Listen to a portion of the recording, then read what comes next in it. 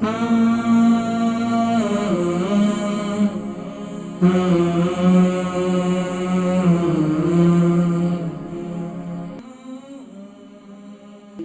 نسلے کو کیسے روکنا ہے؟ اگر تو باہر بہتا ہے تو پھر آپ نے اس کے لیے استعمال کرنا ہے، آپ نے تقریباً لینے ہیں 50 گرام بادام،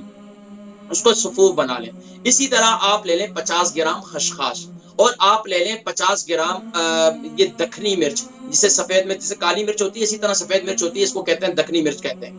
یہ لے لیں اور اس کا پاؤڈر بنا لیں، اور اس کا پاؤڈر بنا کر رکھ لیں۔ صبح نہار منہ یا ناشتے کے بعد، صبح ناشتے کے بعد آپ لے لیں، صبح ناشتے کے بعد اس کو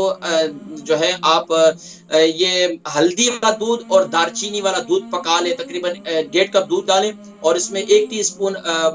سینیمن پاؤڈر اور 1 ٹی اسپون آپ ہلدی کا آرگینک جو ہے وہ پاؤڈر لیجیے گا ہلدی کا، اس کو ڈال کر اس کو خوب اچھی طریقے سے ابالیں۔ جب وہ دودھ یعنی کہ 1.5 کپ سے پونا کپ یعنی کہ ہاف رہ جائے، تو 3/4 رہ جائے، تو آپ اس کو دودھ کو اتار لیں اور اس کے ساتھ یہ نسخہ آپ استعمال کر لیں، انشاءاللہ کافی فائدہ ہوگا۔ باقی ناظرین کرام، نسخے جات بہت زیادہ ہیں، اگر آپ کو میں نسخے جات بتلاتا چلا جاؤں اور آپ نوٹ نہ کریں، ہمارے تو اس دن عید کا دن ہوتا تھا کہ جب ہمارے استاد محترم ہمیں نسخے بتایا کرتے تھے، اور ہم ایسے ہی اپنی بک اور اپنا قلم اپنے ہاتھ میں رکھتے تھے کہ آج عید کا دن ہو گیا، آج ہمارے استاد محترم نے ہمیں فلاں نسخہ بتا دیا۔ لیکن ہمارے لوگوں کو اتنے اتنے نسخے بتائیں، لیکن عمل کون کرے؟ ہمارے ہاں تو کوشش یہ کریں کہ نسخوں کو استعمال کریں گے تو اس سے انشاءاللہ فائدہ ہوگا۔